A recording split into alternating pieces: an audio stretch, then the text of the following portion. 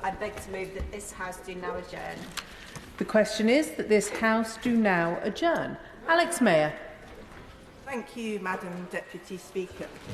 Spring is in the air, and it is almost time for that familiar ritual. On Sunday, the clocks will go forward by an hour, and overnight, our evenings will become lighter as British summertime begins. Now, frankly, each time the clocks go forward and back, it's a bit of a faff. I think we've all looked in confusion at the clock on the car dashboard, trying to remember how on earth you change it. And I understand that across the Parliamentary estate, clock mechanics will be carrying out the task of adjusting the time on over 2,000 clocks, including on Big Ben. No mean feat. But I have to say, I'm always a lot happier with the spring clock change rather than the autumn one that plunges our communities into longer evenings of darkness. But, Madam Deputy Speaker, is this the best time system for the way that we live and work today? I think it's time to talk about time. It was in 1907 that the first serious proposal for daylight saving time was made in Britain. Angry at the lack of use of daylight during the summer mornings, a campaigner by the name of William Willett self-published a pamphlet called The Waste of Daylight. While he did not live to see his proposal enacted, British summertime was first established during World War I by the Summertime Act of 1916, a piece of legislation still in place today. But it is the experiment during the Second World War of British double summertime that I would like to turn to today.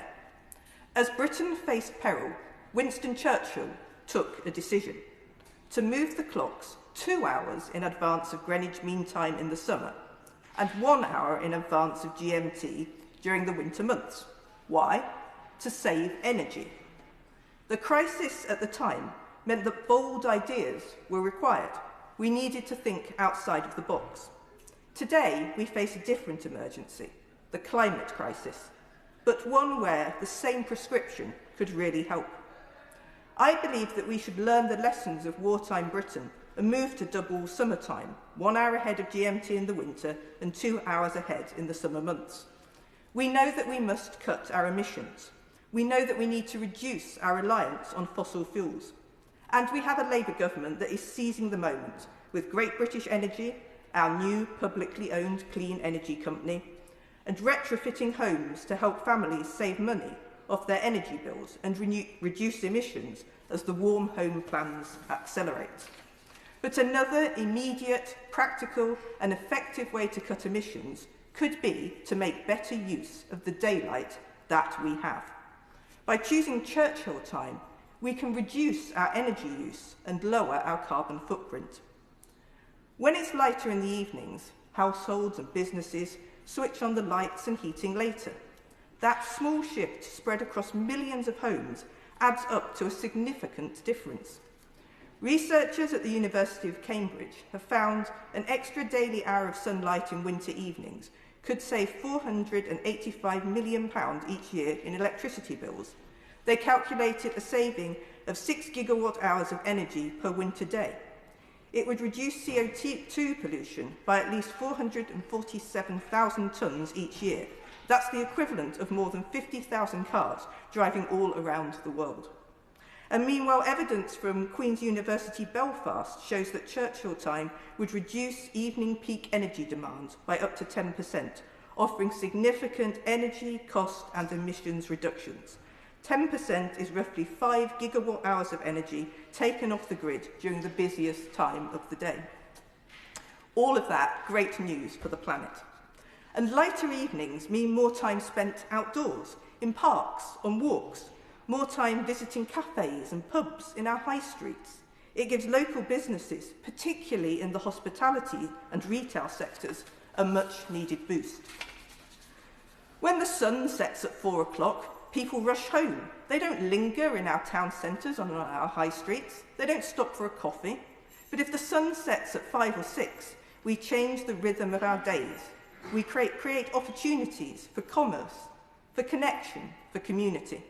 That would especially be the case in autumn half-term. The British Association of Leisure Parks, Piers and Attractions claimed in 2011 that lighter evenings would increase tourism earnings by between £2.5 and £3.5 billion. and it would bring increased tax revenues and positive impacts on the UK's balance of payments, particularly from overseas visitors. The Tourism Alliance told me this week that they think there's a real case for Churchill time to boost tourism in the so-called shoulder seasons, helping more visitors enjoy everything our amazing country has to offer all year round. So that means jobs, and it means growth.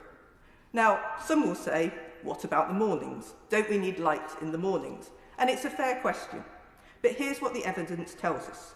The cost of dark evenings is higher than the cost of dark mornings. Studies show that road collisions increased by 19% in the 2 weeks after the clocks go back in October. The Royal Society for the Prevention of Accidents point out that during the working week, accidents are always higher in the afternoon-evening peak than in the morning peak. And for much of the winter, during that most dangerous afternoon-evening peak for accidents, currently around an hour and a half is in darkness, but this move would more than half that. Similarly, the AA estimate that around 100 lives would be saved a year by reducing accidents in the dark evenings. And Break, the road safety charity, told me ahead of this debate that with 5 people being killed on our roads every day, more strategies that reduce road death and injuries can only be a positive thing. Changing to lighter evenings can prevent hundreds of accidents and injuries every year. And that's not just statistics, it's lives protected, hospital beds freed up, and families spared tragedy. The result, fewer injuries, less pressure on our emergency services, and reduced strain on our National Health Service. And sunshine cheers us up. The NHS says that a lack of sunlight may lead to lower serotonin levels, which is linked to feelings of depression. But getting outside has got many mood-boosting benefits. Surely the health, the refreshment, the happiness of such a gift cannot be overestimated. That is what the Honourable Member for Blackburn said in this place back in 1916 when debating daylight saving time. And when lamenting the waste of daylight, he did in fact, Madam Deputy Speaker, ask your predecessor, could there be a more wasteful, more unhygienic, more senseless proceeding? I will not go quite as far as that, but simply put, I believe that we should make the most of what we've got. So I urge the Minister to consider letting us spring forward to a greener and brighter future. Minister Justin Matters. Thank you, Madam Deputy Speaker. Can I first of all thank the Honourable Member for Dunstable and Leighton Buzzard for tabling this debate. I'm grateful for her insights and her remarks on this important topic, which, as she explained, impacts on everyone's lives in some way or another. She did describe it in her opening remarks as a bit of a faff, which I think we can all appreciate, but then, of course, went into a lot of detail about many of the reasons why she is advocating this change. I will, in my remarks, Madam Deputy Speaker, go on to explain why there are also potential negatives in terms of what's being proposed. But as the Honourable Member mentioned, in terms of the history of this, seasonal clock changes were first proposed in the early 1900s to extend daylight hours for recreation to improve health and save on lighting costs. This was at a time when clocks were set to Greenwich Mean Time all year round, resulting in early sunrise and early sunsets in the summer. And the idea gained traction during the First World War due to the need to conserve coal, leading to the adoption of changes in 1916.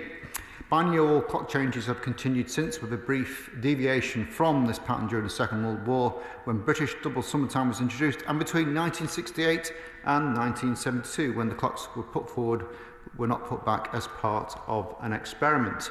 I think that was also the first 4 years of my parents' marriage, and that experiment has thankfully lasted much longer than that. It was in the end discontinued, though, due to inconclusive results regarding its effect on road casualties. And currently around 70 countries worldwide adopt some form of daylight saving. British summertime is the UK's version of European summertime, which follows the same pattern by changing the clocks twice a year by 1 hour. This synchronisation allows for smooth transactions in trade, travel and communications across Europe. The government is aware that the issue of daylight saving has at times attracted extensive public and political debate, with suggestions to adopt British double summertime. And as I've already mentioned, British double summertime was introduced for a short period during the Second World War. By extending daylight hours into the evening, it reduced the need for artificial lighting and thereby conserved fuel. Introducing British double summertime would result in clocks remaining 1 hour ahead of Greenwich Mean Time in the winter and moving 2 hours ahead in the summer. By observing British summertime, the UK maintains a 1 hour difference with European countries throughout the year, but this would not be the case under British double summertime. Using Germany as an example, the time difference with it would vary between winter and summer. In winter, both the UK and Germany will be 1 hour ahead of GMT, resulting in no time difference. During summer, the UK would be 1 hour ahead of Germany. The government believes that the current daylight saving arrangements represent the optimal use of the available daylight across the UK. And changing the current arrangements would impact all citizens in the UK and Northern Ireland and would require public consultation and assessment of the impact on businesses across all sectors of the economy. And as my honourable friend has mentioned, there would of course be a number of benefits to moving to double British summertime. We know that darker hours exacerbate mental health conditions, particularly seasonal affective disorder.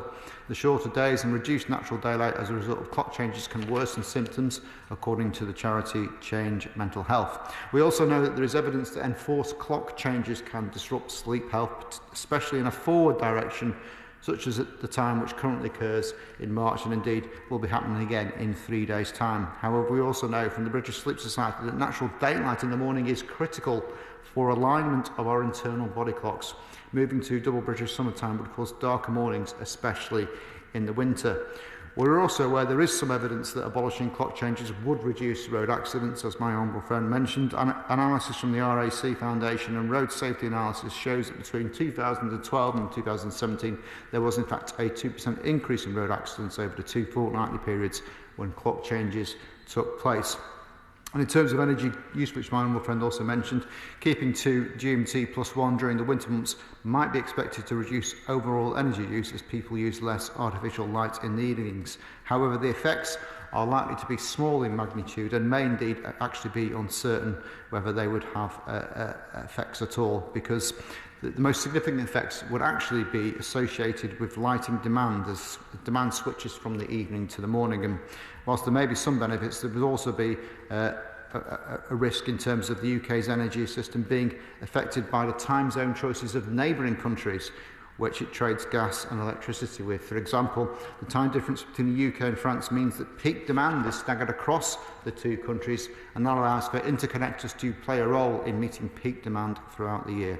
This results in lower energy generation requiring Great Britain and lower prices for consumers. If the time difference were to change, it could have impacts across the energy system, including on the benefits assumed from the use of interconnection. There may also be road safety impacts. Advancing the clock in spring creates a short-term disruption in sleeping patterns which can cause fatigue. This can lead to inattention, poor decision-making and delayed reaction times, all of which are contributing factors to road traffic accidents. Summertime arrangements have led to concerns about the disrupted biorhythms of animals with respect to changing milking and feeding schedules, though of course these impacts are expected to be reduced due to the deployment of new equipment, artificial lighting and automated technologies. The approach to daylight saving is indeed a very complex area given the importance of just-in-time supply chains to many industries, and any change would mean sectors and businesses such as the aviation industry would need considerable notice of any such change.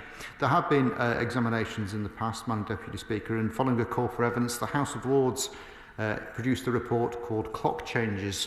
Is it time for a change? And this found that the abolition of seasonal changes of time in the UK in any circumstances would require adjustments in a range of sectors, from transport to energy and indeed software development. Such adjustments would bring some transition costs which could be burdensome for industries when scheduling, especially internationally, which would be a concern, particularly aviation being one of the examples of that.